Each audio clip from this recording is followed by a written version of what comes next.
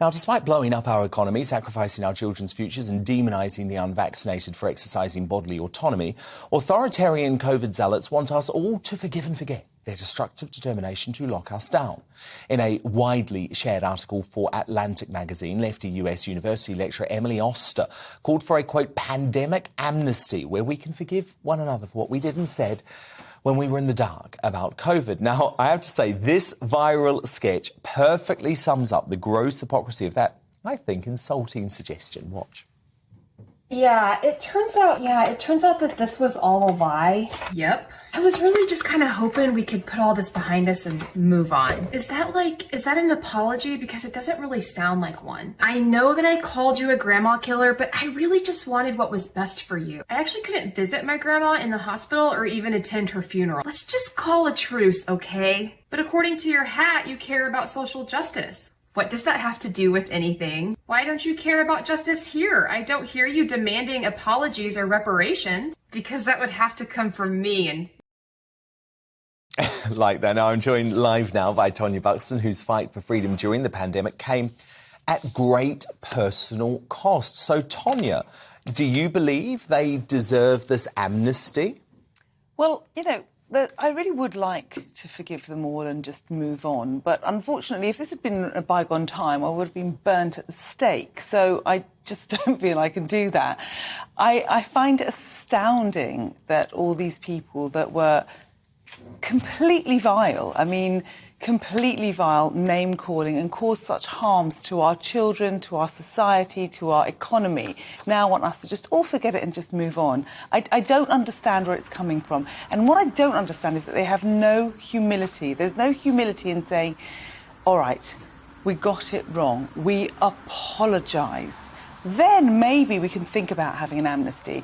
But till they apologise, how can we even think about that? When we think about what's going on with the care home workers, that they still haven't got their jobs back, they need to be apologised to, they need to be recompensed, and they need to be reinstated. When that happens, then maybe we can think about an amnesty. But whilst this is going on, and they're taking absolutely no responsibility for what they've done, and I lost work, but I lost my mother-in-law. I lost my mother-in-law in lockdown, and that was because of lockdown. It wasn't because of COVID. It was because her lazy, horrid GP couldn't be bothered to see her, and even though we phoned again and again and we turned up at A&Es and got sent home, the cancer had riddled her body and it was far too late, and she died because of lockdown. So you want me to forgive that? I think it's almost impossible to do.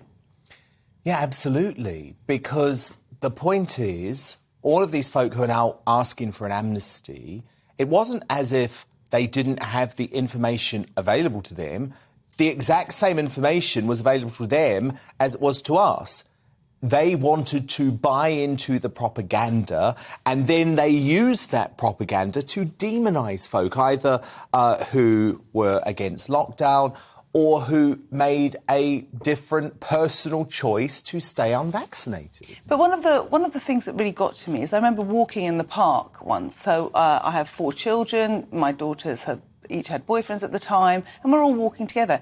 And members of the public thought it was OK to shout at us about social distancing and how many...